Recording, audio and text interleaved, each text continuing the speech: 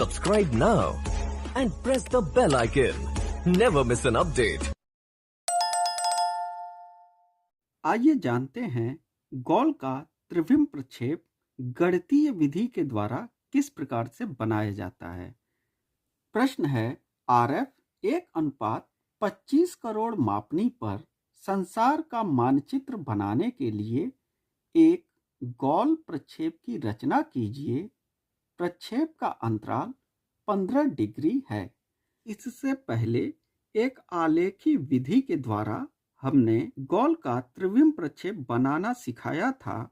कई बच्चों ने यह पूछा है कि इसे गणितीय विधि के द्वारा भी बताइए, तो आज हम इसे गणितीय विधि के द्वारा बताते हैं। तो देखिए, प्रश्न कुछ इस प्रकार से दिया गया है कि RF 1:25 करोड़ मापनी पर संसार का मानचित्र बनाने के लिए एक गोल प्रक्षेप की रचना करनी है, जिस पर प्रक्षेप का अंतराल 15 डिग्री है। सबसे पहली कैलकुलेशन हम करेंगे पृथ्वी के लघुकृत गोले का अर्धव्यास। तो सभी प्रक्षेपों में हमने बताया है कि यहाँ पर 63 करोड़ 50 लाख में हमें डिवाइड करना है किससे? RF से। RF है 25 करोड़, तो यहाँ लिखेंगे 25 करोड़। तो जब इसकी कैलकुलेशन हम करेंगे तो ये आंसर आएगा 2.54 सेंटीमीटर। तो एक कैलकुलेशन तो यहाँ पर हमने कर ली। दूसरी कैलकुलेशन जो करेंगे वो होगी 45 डिग्री अक्षांश वृत्त की लंबाई। अब यहाँ पर समझ लीजिए कि 45 डिग्री अक्षांश वृत्त की लंबाई, जिसका सूत्र होता है 2πr cos 45 डिग्री।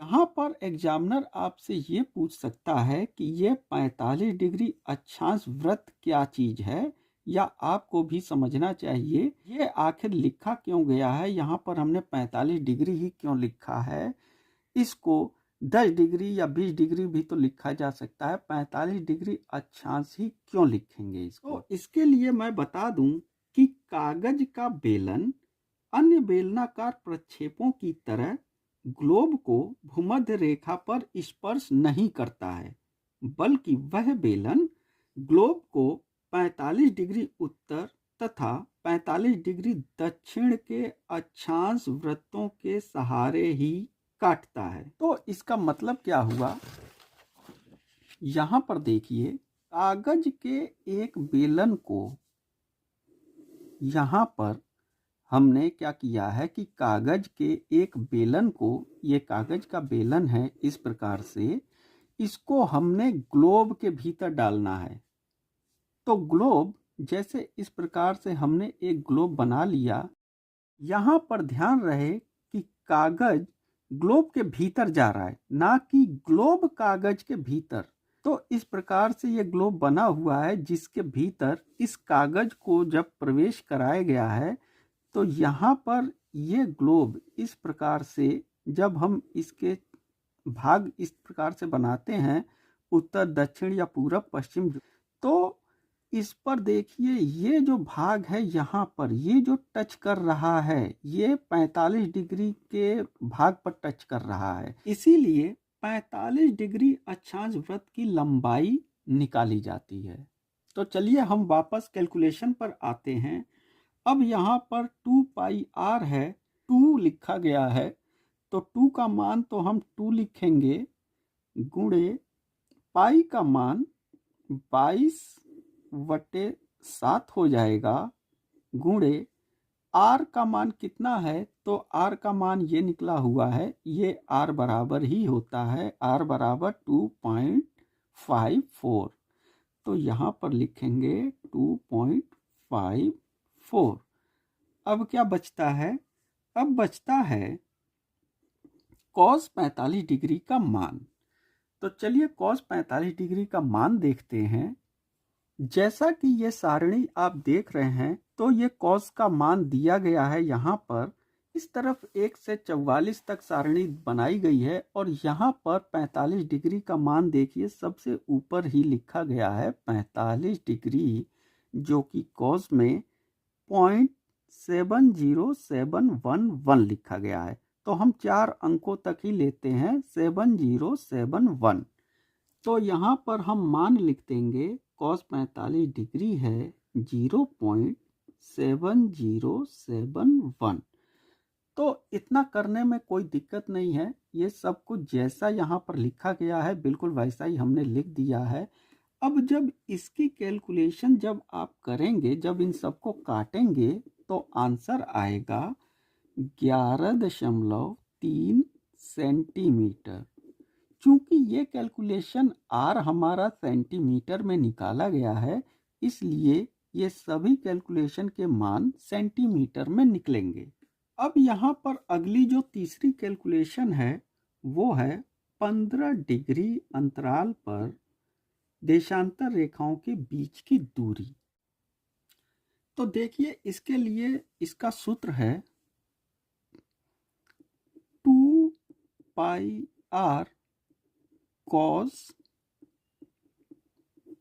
45 डिग्री गुणे 15 डिग्री। 15 यहाँ से आ गया, अंतराल जो दिया गया है वो 15 बटे 360। यहाँ पर जब इसको लिखेंगे तो देखिए 2 पाई आर कॉस 45 डिग्री, जो कि यहाँ पर लिखा हुआ है, इसका मान आया है 11.3। तो यहाँ पर लिख देंगे 11.3 गुणे 15 बटे 360।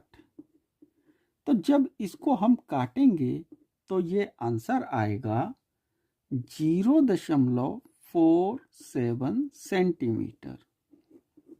अब ये 0.47 सेंटीमीटर क्या है कि 15 डिग्री अंतराल पर जो भी हम बनाएंगे गोल का प्रक्षेप है, तो देशांतर रेखाओं के बीच की दूरी है। दूरी कितनी होगी? 0.47 सेंटीमीटर की।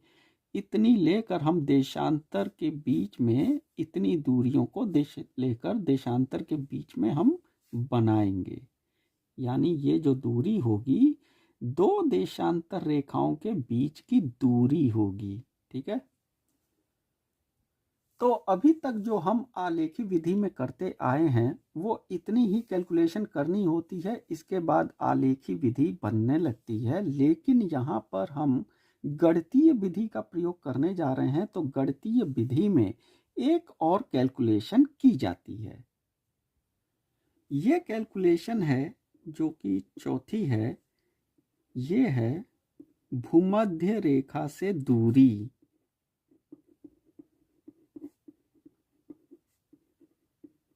अब ये भूमध्य रेखा से दूरी किसकी है? तो ये भूमध्य रेखा से दूरी होगी अक्षांश की दूरी। जो भी हम अक्षांश खींचेंगे वो कितनी दूरी पर खींचेंगे वो हमें कैलकुलेशन करनी है। तो इसका सूत्र होता है r sin theta r plus r cos 45 degree बटे r plus r cos theta. इसी सूत्र में इन डिग्रियों को रखना है, भूमध्य रेखा से दूरी अक्षांश की निकाल लेनी है। पहले समझ लेते हैं कि ये किस प्रकार से वैल्यू रखी जाएगी।